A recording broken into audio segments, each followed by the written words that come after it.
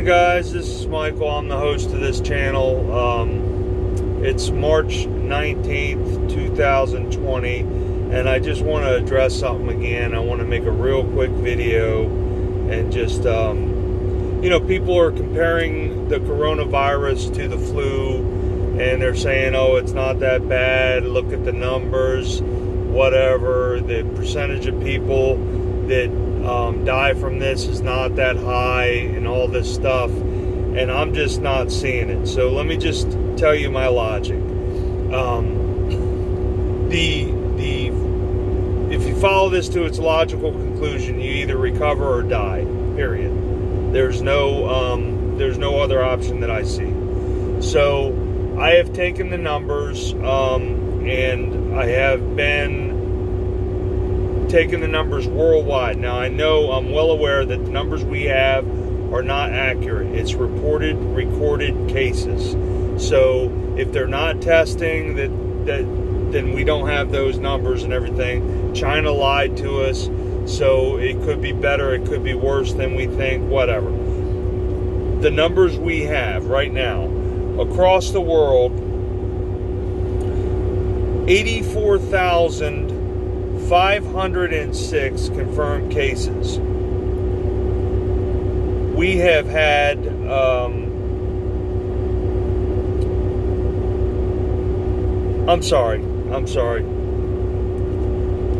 84,506 recoveries. 84,506 recoveries.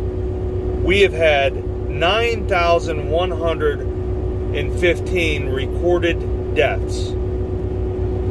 If you take and divide 84,506 by 9,115, you get 9.271091672. So that tells me 9 and a quarter people. So that tells me out of every 9 and a quarter people that get this thing so far, one of them's dying. It's not very good odds. One out of 10, we'll say. Okay. So to further my point, I look at the number of cases in America right now confirmed, United States of America, 9,464. Out of those, 108 have recovered. 155 have died. The number of people dying from this is greater than the number of people recovering so far. Now, we don't know what's going to happen with the other people yet. Maybe they all get healed. But that would defy logic, wouldn't it? Unless some super medicine pops out all of a sudden, and that would be very suspicious from my perspective. So what I'm saying is, if this is a hoax, it is a hoax on the grandest scale that I can imagine. It's worldwide. It would have to be a worldwide hoax. You would have to get all of the medical people in all of the hospitals across the world to fake it. So you people that are saying it's a hoax, I put it this way, I just disagree with you. I don't think it is a hoax. And I don't think it's to be taken lightly. The numbers that we're getting, maybe they're fabricated, maybe they're not, I don't know, but you would have to get all the people that work in Johns Hopkins to agree to this. Now, my wife just retired from Johns Hopkins, so I know a lot of the people over there, and I don't know any of them that would go along with this kind of thing. These are real people you're talking about. Maybe somebody at the top is in some conspiracy or something, but the conspiracy would have to include everybody at Johns Hopkins pretty much. I mean, not everybody, but but a really large percentage of people, and I just don't see it. I don't see it logically lining up with reality. So please take this thing seriously. Please act as if it's real. And whether it's real or not, whether the virus is real or not, the economy tanking is real. People being sent home from work is real. People run on toilet paper is real. So this is not an issue to take lightly and think. People very close to me think that this is going to blow over in a week and a half. It ain't going to happen. This is a biblical plague that is happening right now. And I don't know what it's going to take to get people to start taking it seriously. But the numbers we have are saying that more than half of the people that are getting it in the United States, the logical conclusion right now is they're dying. More than half of them. I know, luckily, that this thing, and that tells me it may be from God too. I believe it is from God, my perspective, but it's up for debate. I know that other people have other opinions, and that brings me to another point, but I'm so grateful that there are really no recorded cases of any children dying under the age of 10. I mean,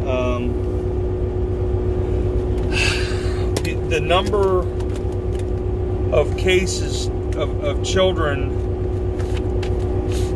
dying under the age of 10 is really negligible. It's inconsequential.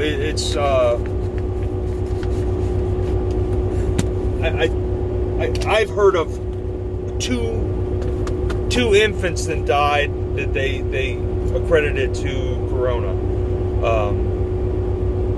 But other than that, there are no children dying of this, and to me that lines up perfectly with the character of my God.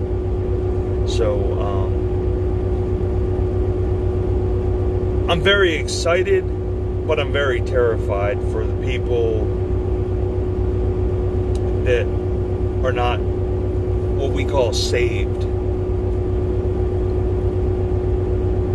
Jesus is your only hope. There is nothing you can do to make yourself worthy of heaven. You will never be good enough, because be perfect as God is perfect. That's the criteria. So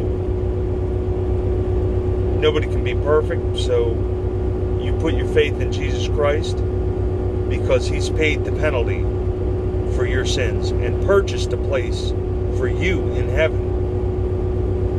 And He so wants you to just accept that gift. Just lean on Him, live for Him, love Him, study Him, get into Him, get as close as you possibly can to Him right now, and you'll spend eternity in heaven. He guarantees it, and it's on His merits, not on your merits. However, most of us growing up in this age feel like we can pretty much detect a fraud when we see one. I know Jesus can detect a fraud when He sees one. So if you think you're going to play Christian and try to buy a little fire insurance, I think you're sadly mistaken. And in the end, it's not up to me. It's not up to your mom, your dad. It's not up to anybody but Jesus, who is saved and who isn't saved. So I say, work out your own salvation with fear and trembling. Much fear and trembling. Work it out. This is real, guys. And we're going home. And for those that are going home, it's very exciting. But a lot of people that I love very dearly are not going with us. And that terrifies me. And if they die due to coronavirus or rioting or a nuclear strike or whatever, if they die, if they have a heart attack. I've had 2 people in my family this week have passed away And I don't think either one of them, in fact, one of them I know for certain, right now they're beginning their eternity of pain and torment and suffering. And nobody likes to hear it. Nobody likes to think about it. I was telling my mom, all I can think about, I've had friends that I've talked to at great length, to the point where they don't even want to talk to me anymore about Jesus, about heaven, about hell, about the Bible, and they don't want anything to do with it, and they end up kind of sidestepping and walking around the corner the other way when they see me coming, because they don't even want to talk about it anymore, and they know that's all I talk about. That's all I'm consumed with, the thought of heaven or hell. I don't want anybody to go to hell. I want everybody to go to heaven. So one guy, good night, it's been 20 years. It's been 20 years ago. I talked to him. I was trying to talk to him about Jesus the morning before he fell asleep and ran his tractor trailer right into another tractor trailer. He pushed like 7 tractor trailers loaded into one another. That's how fast he was moving. Traffic had stopped and he just dozed off right before it happened. And he pushed a loaded tractor trailer. His tractor trailer was about the tractor was about 4 inches wide.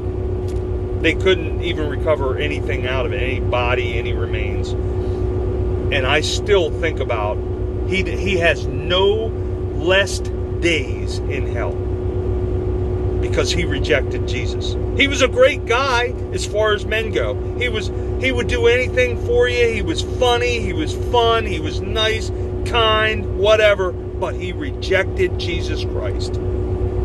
Please, please, please take this seriously. Jesus doesn't want to hurt anybody. This is not to hurt you. It's to wake you up and get your attention so that you will give your life to... Look, ladies, I got news. Are you looking for the perfect man? I know where he's going to be Sunday. In church. And he's waiting. He's dying to meet you. He died to meet you. He loves you. And bring your husband, because he loves him too. Okay, guys. Listen, I'm going to sign off because I don't want this video to get all long. But I love you guys. I'm excited. Look up. Your redemption draws nigh. But at the same time, I'm terrified because I know a lot of people that aren't going to just grab that free gift. It's free. All you have to do is give your heart to Jesus Christ. Give everything you have to Him, and He'll give you more than you ever wanted, ever thought you could have. So I love you guys. I don't want this to get long, so I'm going to talk to you later. Bye.